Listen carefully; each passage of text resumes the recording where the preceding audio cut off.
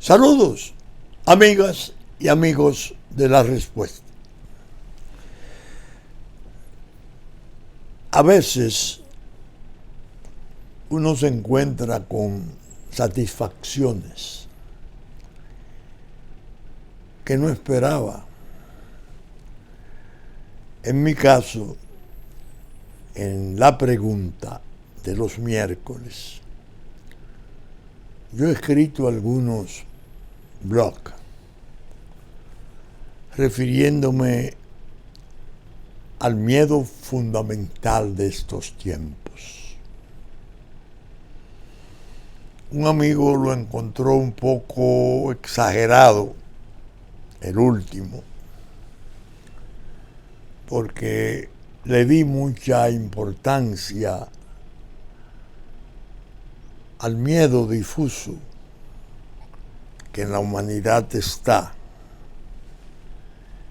presente a una confrontación nuclear, que sería el exterminio de la humanidad, porque las superpotencias tienen la capacidad de pulverizarnos y de pulverizarse ellas, que es la parte todavía más sensacional. Pero en uno de esos trabajos, el último, creo que de la semana pasada, yo hablé de la cuestión del origen del virus, de la aparición del virus. Y me ceñí a la vieja opinión, ya vieja porque tiene más de un año, cerca de un año, de un premio Nobel de Química de Francia, cuyo nombre lo tengo por ahí, pero no es necesario citarlo, que dijo que ese virus había sido hibridado con el VIH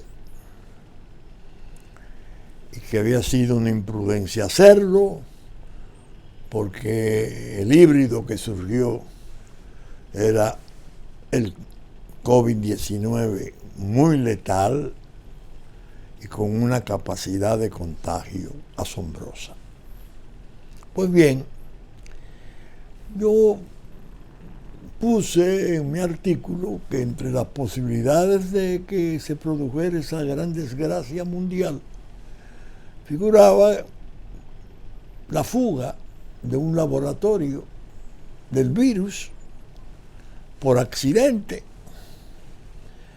o quizás inducida, deliberada por algún científico de estos excéntricos que muchas veces terminan por enloquecer, asombrados de sus propios hallazgos. Un amigo decía, se encontró que era fuerte, que era una forma de imputar a China. Yo le dije, mire, el propósito no es ese, eso se está investigando. China ha hecho juramentos múltiples de que no, que ese no es el origen. Pues bien, ahora, en esta semana, apareció en la revista Ciencia, que es una publicación donde no escribe cualquiera. Tienen que ser niveles académicos altísimos, propiamente de celebridades, para que la revista Ciencia le dé a eso, le dé curso, le dé paso a una contribución de alguien que quiere escribir. Esa revista trajo una carta firmada por 18 científicos del máximo nivel mundial, diciendo que, contrario a lo que ha sostenido la Organización Mundial de la Salud, que le dio un certificado de buena conducta a China. Esas son mis palabras, no las de los científicos. El origen posible, más que probable, había sido la fuga de algún laboratorio de un virus que viene a corroborar la visión del premio Nobel francés, que no era un virus de la familia de los COVID, el 1, el 2, no. Uno feroz, astuto, peligroso, híbrido. Al leer la carta, muy conceptuosa, claro está, eso está en unos niveles impecables, yo sentí satisfacción, porque utilicé la prudencia necesaria al plantear entre las posibilidades de su origen ese. Los científicos, más o menos, mantienen una posición similar a la que yo anticipé. Por eso digo que uno tiene satisfacciones inesperadas.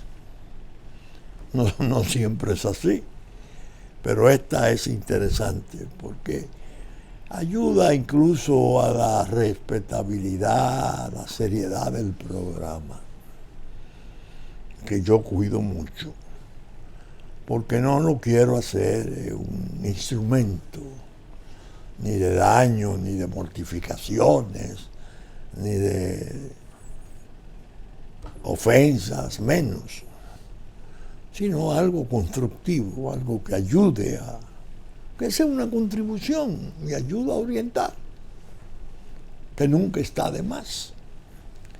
Por eso quise reservarle esta primera parte a la pandemia, que dicho sea de paso, según vi en la prensa de la tarde de jueves, y he visto en las publicaciones de redes, entre nosotros hay una preocupación creciente en la autoridad. ¿Cómo la miden? ¿Cómo la determinan? La ocupación plena y presionante de las unidades de cuidado intensivo, con motivo de lo que evidentemente parece ser un rebrote del COVID. Nosotros habíamos corroborado y estado de acuerdo con muchos sectores que habían pedido a la autoridad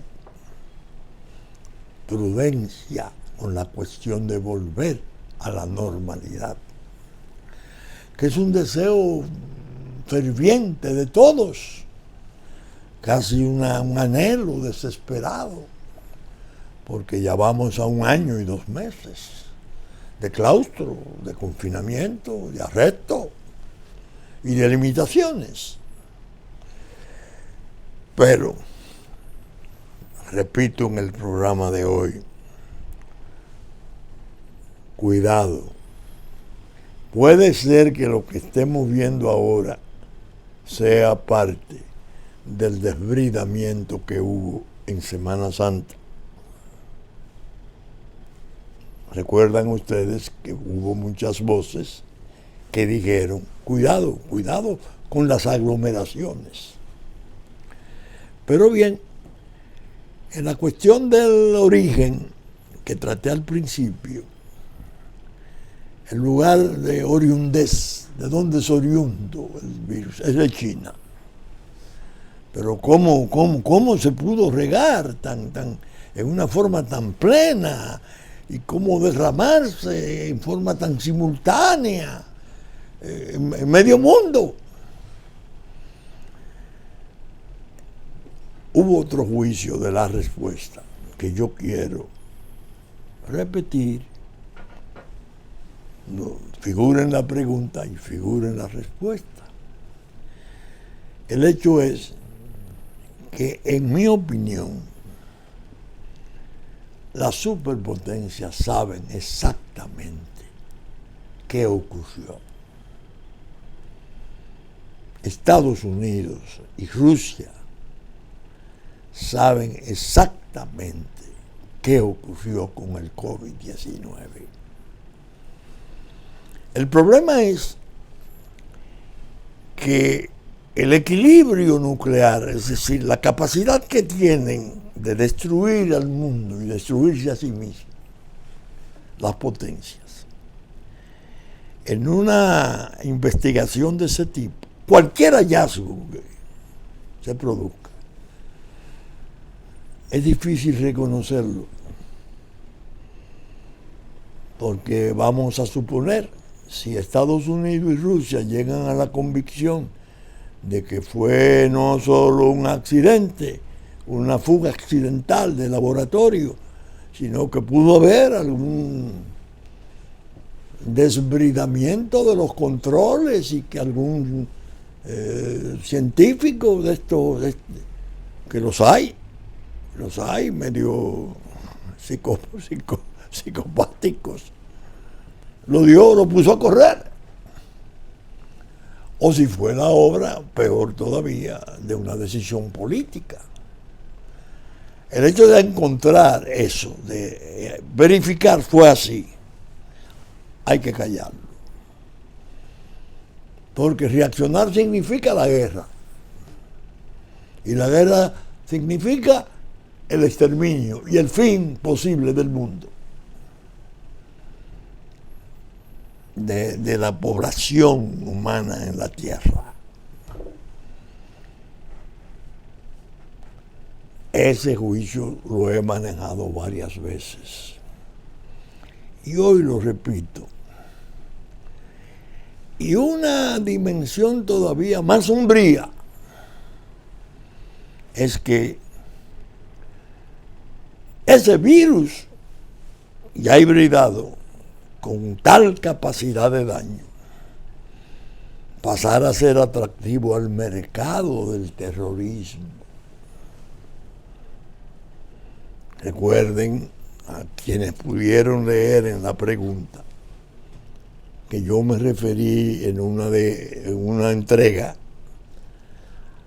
a Persia, que es el actual Irán,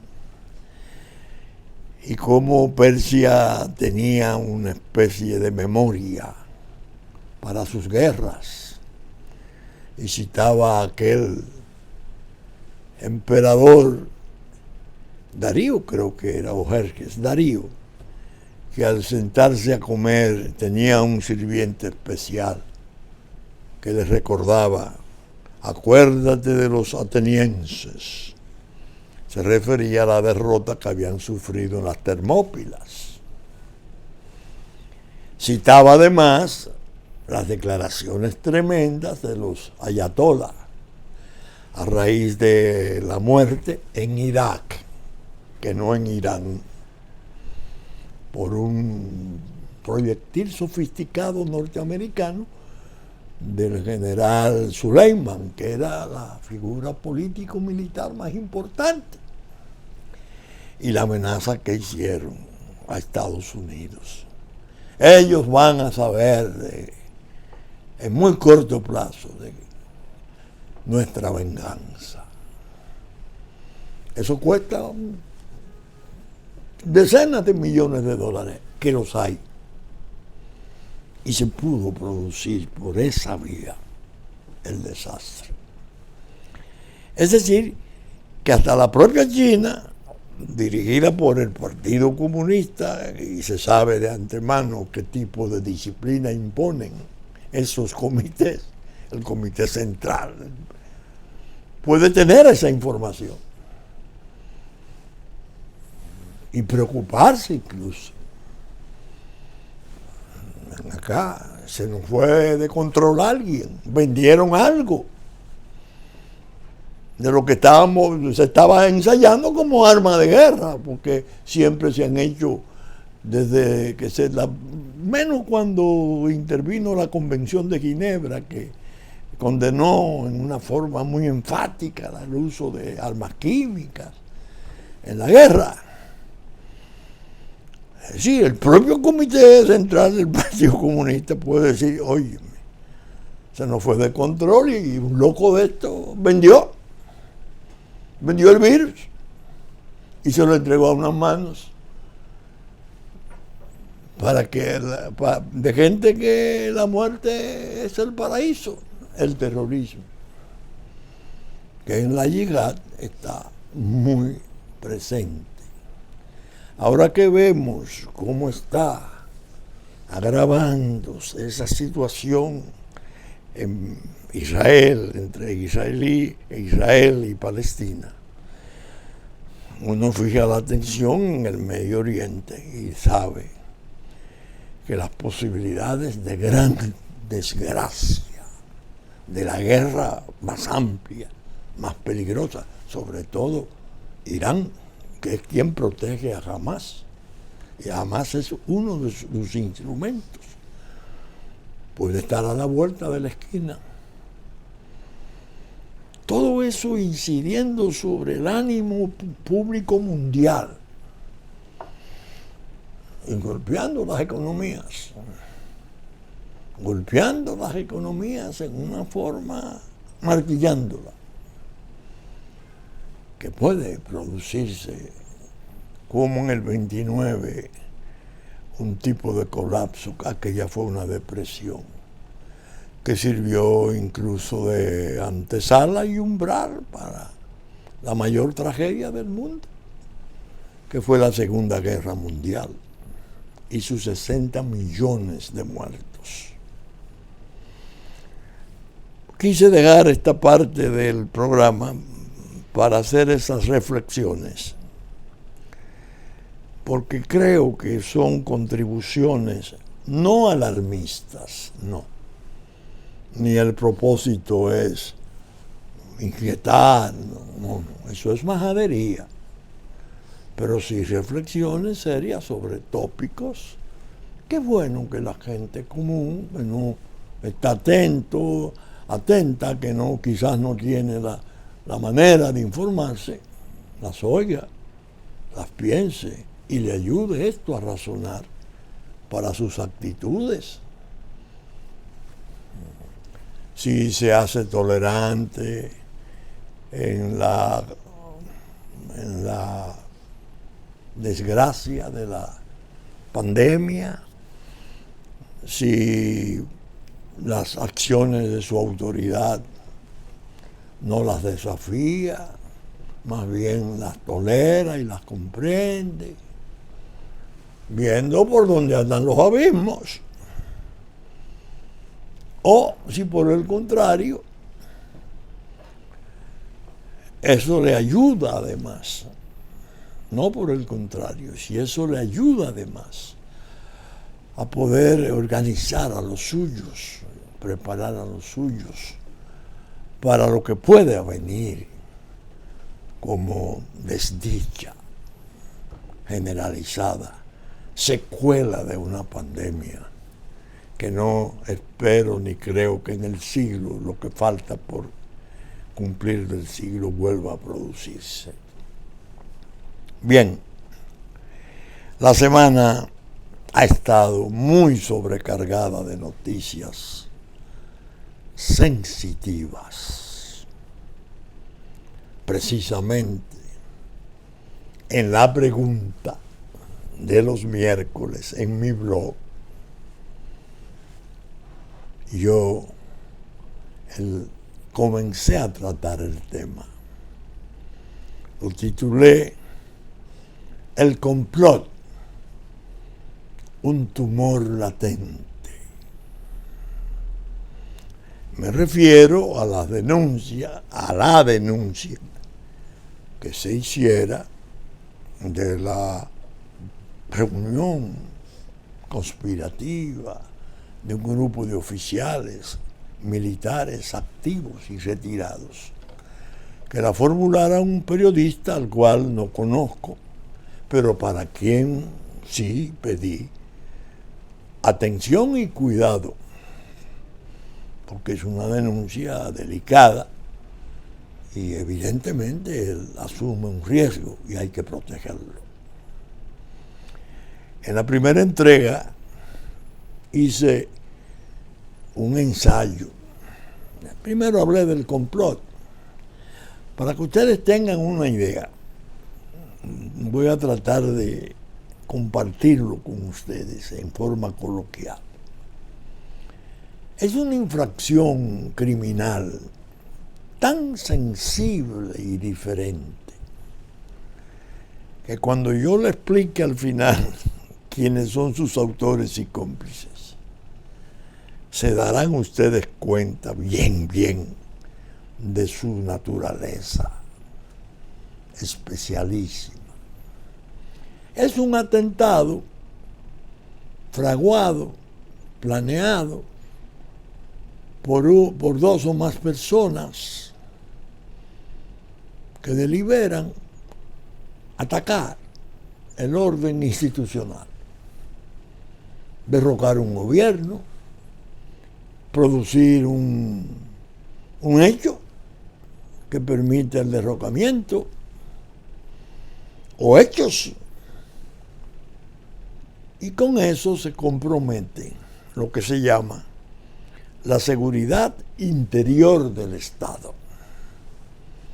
Es decir, cuando un grupo se reúne a planear algo que hay que terminar con el gobierno, hay que terminar con este estado de cosas, es un complot. Bien, pero los autores son los reunidos y los que planean y planifican, para mejor decir, cómo hacerlo. Autores. Pero hay una disposición que es excepcionalísima, que es la que yo quiero que ustedes oigan y aprendan con ella cosas interesantes. La proposición que se haga de un complot, quien recibe la proposición y no la acepta, estamos, no la acepta, no, yo no me meto en eso, hagan ustedes lo que ustedes crean. Es decir, no la aceptó. Si no se la comunica a la autoridad, si no va a la autoridad y le dice, he sabido que hay esto contra el orden institucional, queda incluido en el proceso como un cómplice con categoría casi de coautor. Es decir, una omisión de denuncia de algo que se le ha propuesto a un sujeto. Esa omisión, no decirse a la autoridad, lo convierte en parte de la conspiración. Eso solo en una desesperada necesidad del Estado, tiene siglos, se podía concebir. Porque es tan grave, son tantas las consecuencias posibles de un hecho de esa naturaleza, que el Estado diseña su código y dice, bueno, lo primero es la seguridad de las instituciones, el mantenimiento de la paz. Si se pierde la paz y las instituciones se derrumban, se perdió todo. Vamos a ser lo más severo que se pueda. Usted, autor, sí, nos reunimos y planeamos esto y muy bien. Pero usted se lo participó, sí, se lo participamos a X oficial o a X personaje, pero en tales condiciones, pero él no quiso. Él no se sumó, él no quería venir. ¡Hey, caballero, venga! ¿A usted le hicieron esta propuesta? Sí. ¿Usted se la comunicó a la autoridad? Porque usted no aceptó, pero tenía el deber de comunicarlo. Por haber omitido esa diligencia, usted es cómplice activo y posiblemente casi con categoría, que según expliqué, de coautor. Pues bien, en la semana el asunto se ha enrarecido aún más,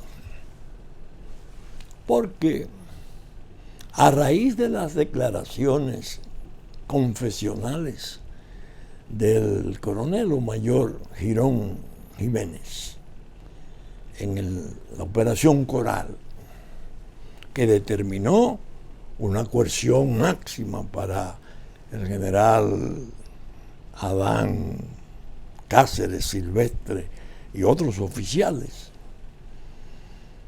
que están recluidos en Najayo, en prisión preventiva.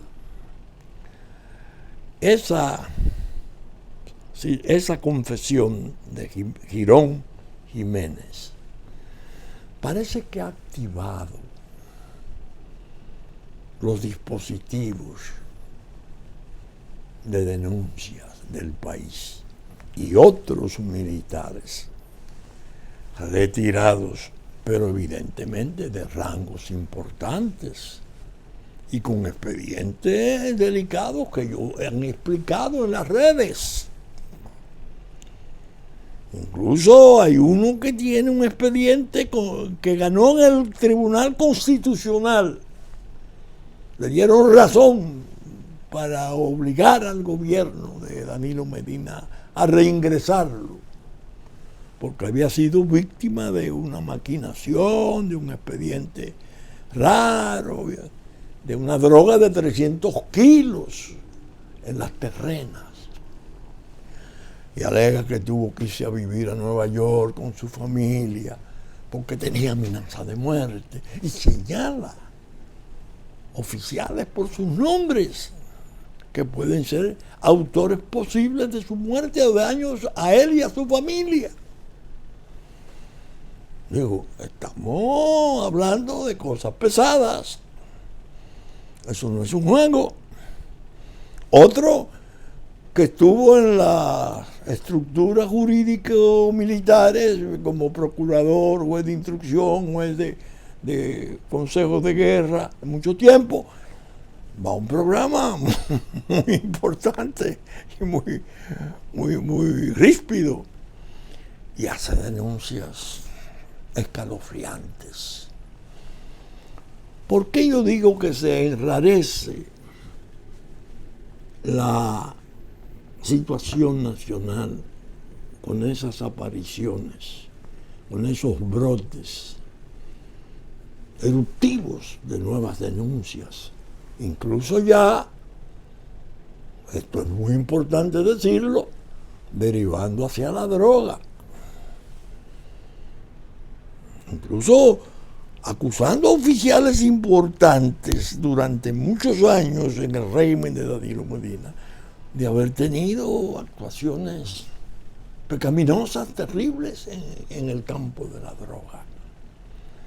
Eso le mete un ingrediente a la situación nacional, que viene a sumarse a las secuelas de la pandemia. El desempleo, la molestia, la exasperación, el alza de los precios de los artículos de primera necesidad, es decir, todo lo que está exasperando a la población, y un gobierno lidiando con crisis pesadas, lidiando con crisis verdaderas, que afortunadamente, he dicho, su cabeza, el presidente Abinader, ha logrado la comprensión pública.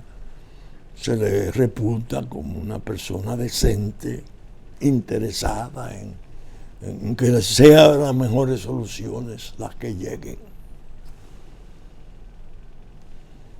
Pero la riña entre militares tiene sus antecedentes. Se dividieron las Fuerzas Armadas nuestras a raíz del golpe de Estado del 63. Estalló el 24 de abril una guerra civil que fuera seguida de una intervención militar extranjera. Los grupos desde el 63 se vieron claramente. Unos que no entendían favorable al país la presencia del presidente Juan Bosch y el desarrollo democrático por él concebido, y otros que se resistían. Finalmente, el 24 de abril del 65, se dieron las condiciones, un estallido popular y una división militar trágica, y ya vimos penosamente lo que se produjo.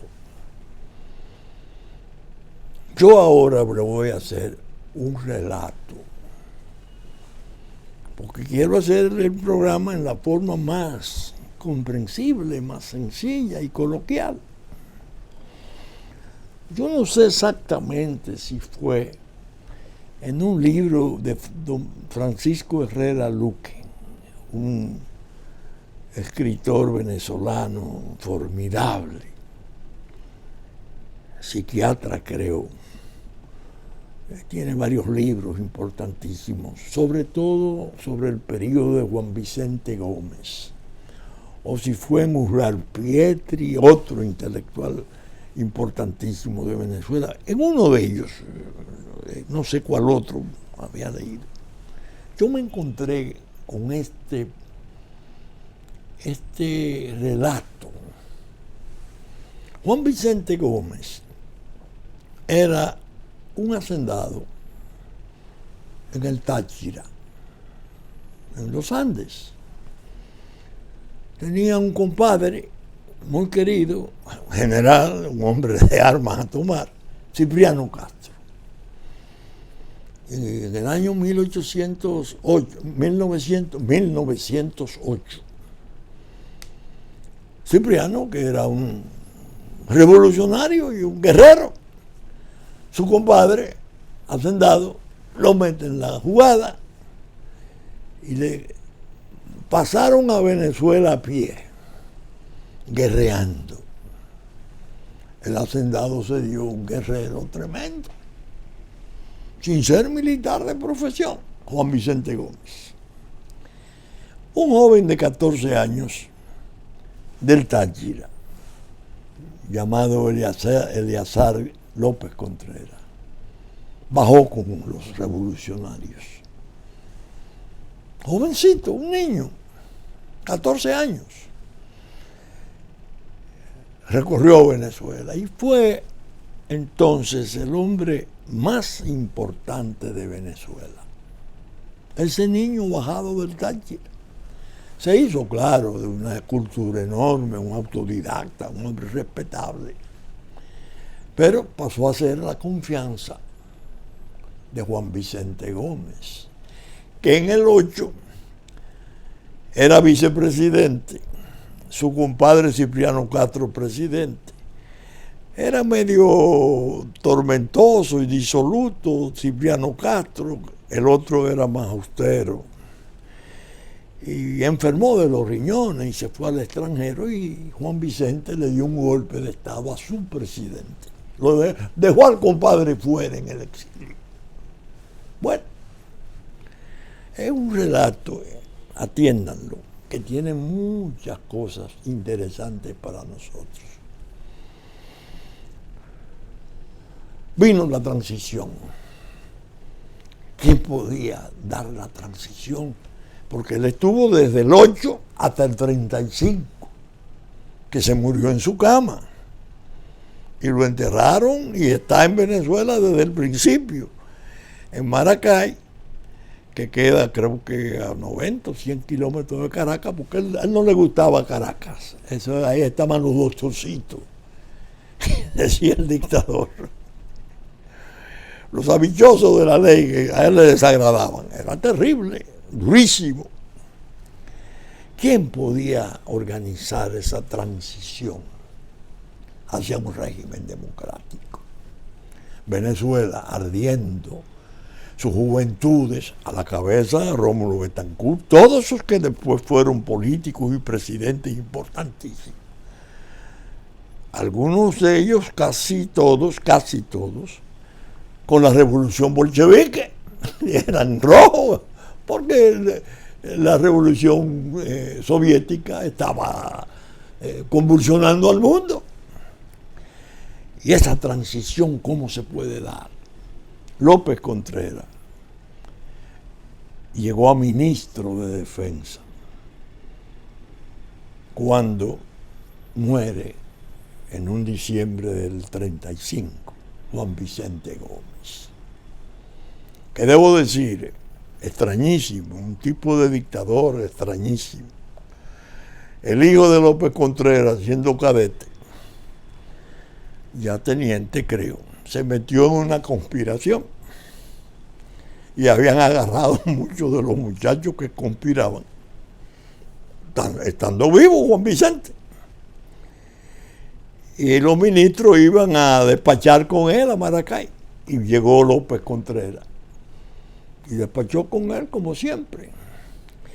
Le dice uno de los chismosos, intrigantes de la política que hay en todas partes, eso nunca cesa.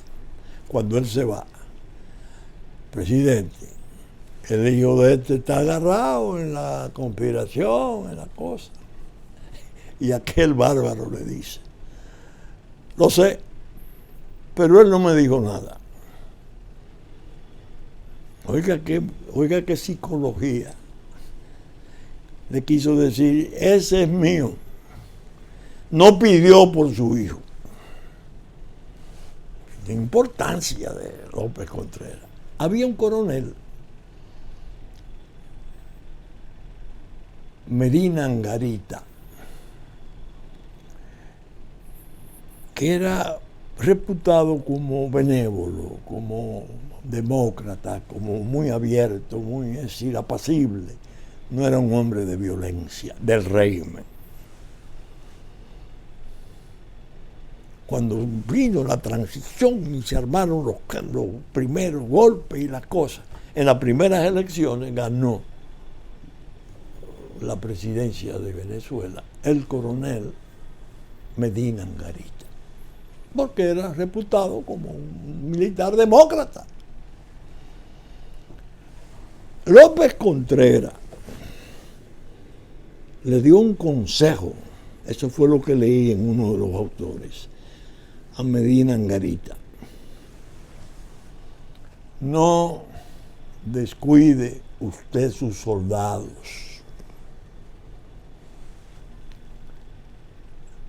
La población es muy adversa al régimen. No se acompleje. Proteja a sus soldados, no lo descuide. Medina Angarita hizo todo lo contrario. Las Fuerzas Armadas entraron en un deterioro porque estaban bajo acoso de gomecismo. Llegó un momento en que había parte del ejército que los soldados tenían no calzados, sino alpargatas. Pasaron, los soldados rasos, es decir, la masa militar, pasaron por un tiempo muy difícil. Apenas le daba para vivir el escaso sueldo. Cuando vino el golpe y se armaron las cosas, se vio claramente que el coronel no tenía la simpatía ni gozaba del aprecio de las filas en la cual era parte. Pero hay una parte que yo voy a tratar de localizar, en que él decía, el autor, que ese fue un ingrediente muy decisivo y explosivo, porque ya era la división en la fuerza, no por razones ideológicas, ni por preocupaciones políticas, sino una especie de enfrentamiento entre oficiales superiores que sí se acomodaron bien y soldados y clases, decenas de miles, pobres. O sea, se estableció un tipo de fermento, de dificultad entre los de abajo del pueblo uniformado en pobreza y muchas precariedades, y aros de poder de oficiales muy ricos, muy establecidos. Yo sostengo que nosotros estamos pasando por una etapa peligrosísima.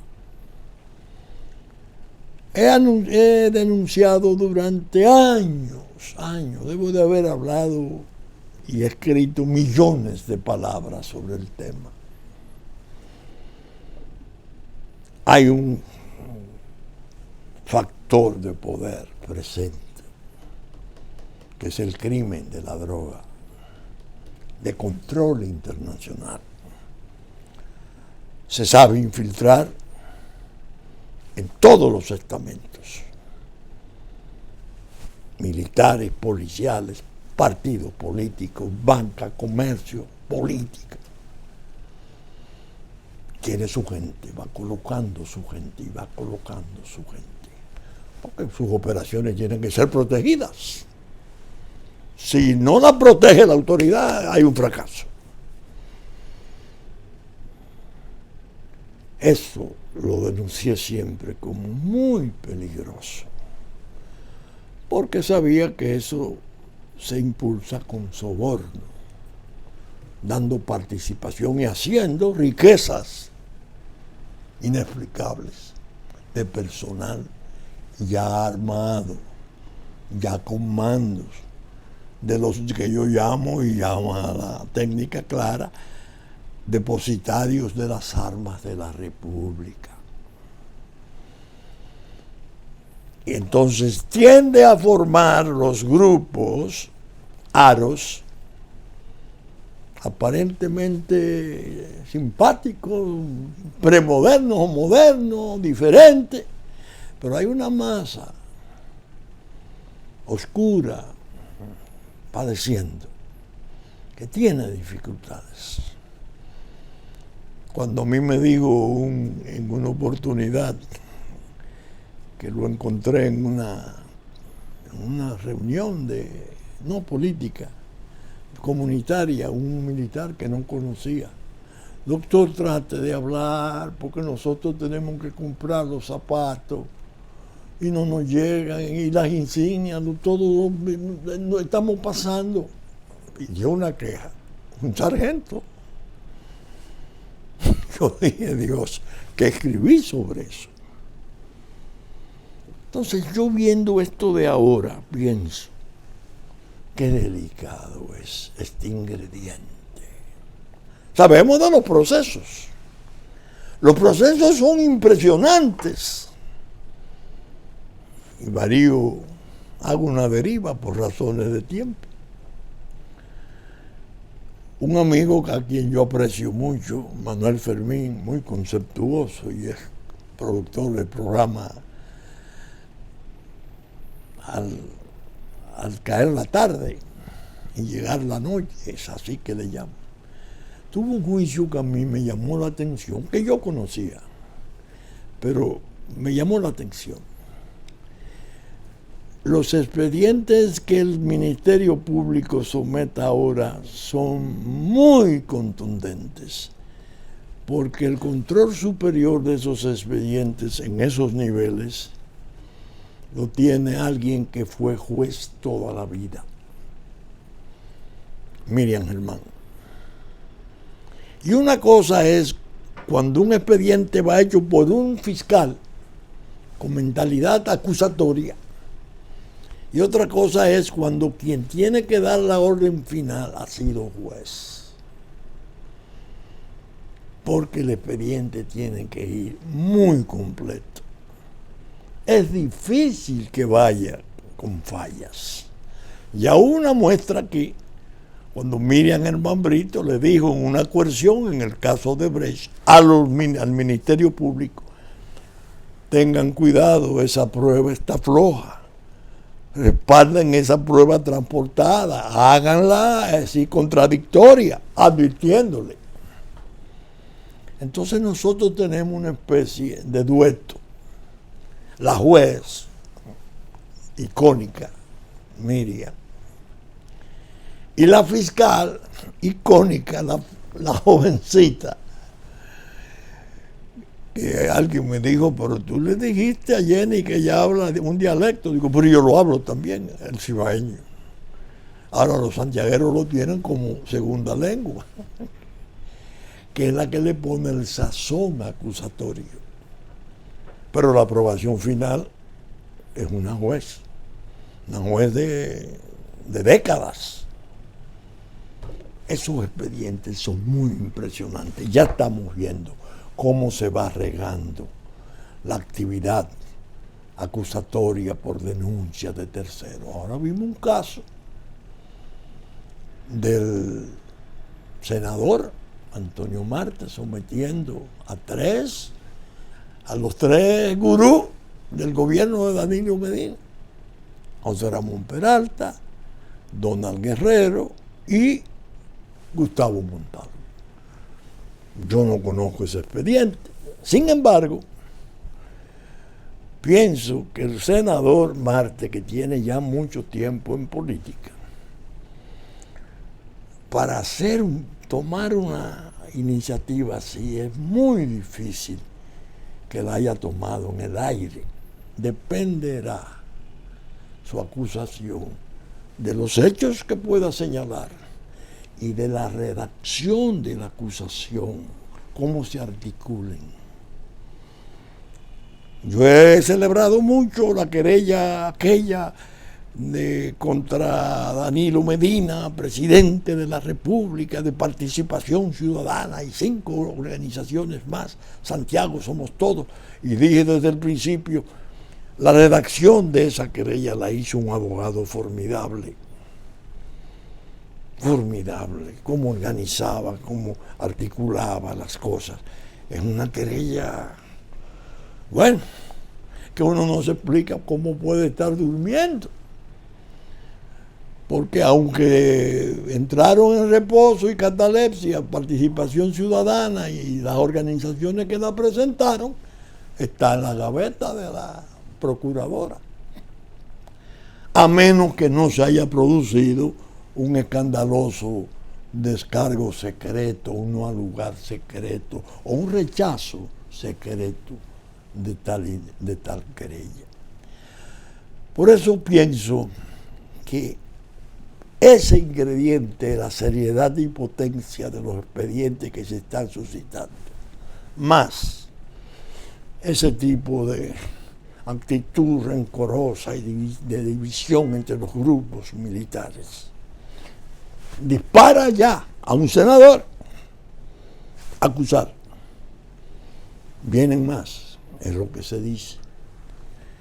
Va a ser un tiempo bien delicado y hay que cuidarlo en el sentido de que el pueblo lo observe y que su único requerimiento sea el debido proceso, que no haya injusticia. Eso sí, eso es inimaginable, pero que haya justicia. Es decir, las acusaciones severas y correctas que tomen su curso y no lleguen a sabotearse o a dormirse o a morir en el camino, que en estas condiciones es poco menos que imposible imaginárselo. estoy dándole una especie de, haciendo reflexiones sobre el cuadro nuestro, pero cuidándome de lo que dije en los programas anteriores. Mucho cuidado con el desorden. El desorden es caos, el desorden es incertidumbre, daño, lo peor. Y hay mucha gente poderosa de la política y aún de los sectores militares que preferirían el desorden a la paz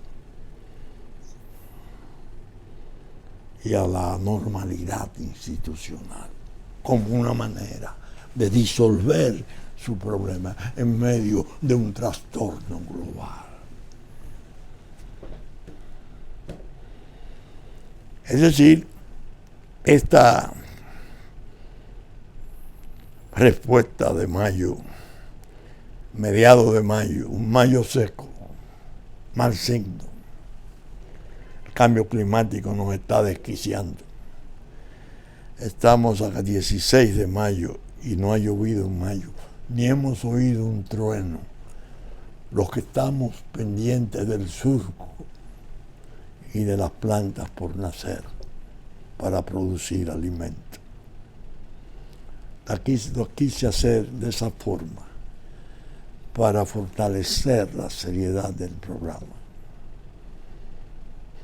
No desviarme ni irme a la garata. Ya no estoy para garata. Bien, saben ustedes que a las 11 de la mañana de domingo, nuestra versión central, Super Canal 3 del cable, 33 de YouTube, televisión abierta,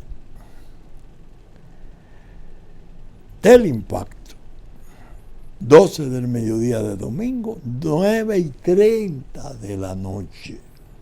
9:30 de la noche. De domingo y 7 de la mañana de lunes. En YouTube estará el programa a partir de las 12 del mediodía de domingo, después de nuestra versión central. Con la gracia de Dios esperamos estar con ustedes el próximo fin de semana en una entrega de La Respuesta.